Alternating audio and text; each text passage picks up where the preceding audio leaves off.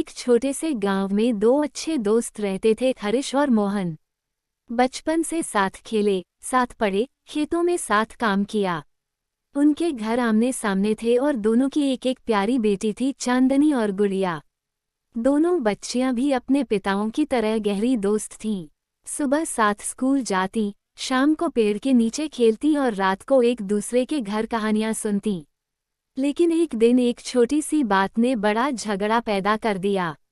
मोहन की बकरी हरीश के बगीचे में घुस गई और उसकी बेटी चांदनी के लगाए फूलों के सारे पौधे खा गई। चांदनी ने फूलों की देखभाल में कई दिन लगाए थे। जब हरीश को पता चला तो वह बहुत नाराज हो गया।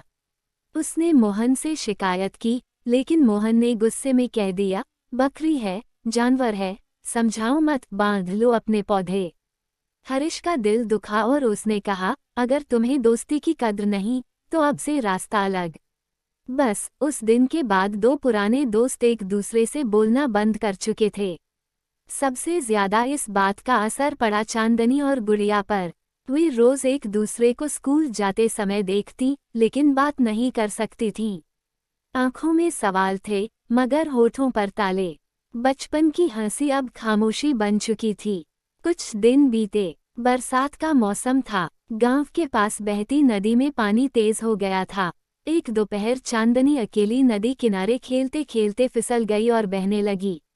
वह जोर जोर से चिल्लाई, बचाओ, बचाओ। गांव सुनसान था। पास में केवल गुड़िया थी जो पेड़ों से लकड़ियां बटोर रही थी। जैसे ही उसने चांदनी की आवाज सुनी, बिना कुछ सोचे वह दौड़ पड़ी। पानी तेज था, लेकिन गुड़िया ने डंडे की मदद से चांदनी का हाथ पकड़ लिया और मुश्किल से उसे बाहर खींच लाई।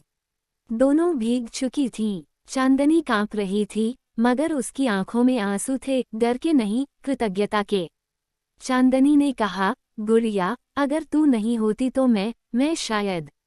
गुड़िया ने उसके होठों पर उंगली रख दी, हमारी दोस्ती फूलों से ज्यादा कीमती है ना?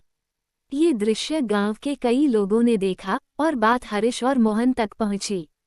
शाम को दोनों पिता भागते हुए नदी किनारे पहुंचे। जब उन्होंने अपनी बेटियों को एक दूसरे से लिपटे देखा तो उनकी आंखें भर आईं। मोहन ने सबसे पहले कहा, हरीश भाई, मेरी गलती थी। मैं रिश्तों को जानवर से भी छोटा समझ बैठा। हरीश ने गले लगाकर कहा, भूलो वो सब। आज तेरी बेटी ने मेरी दुनिया बचाई है।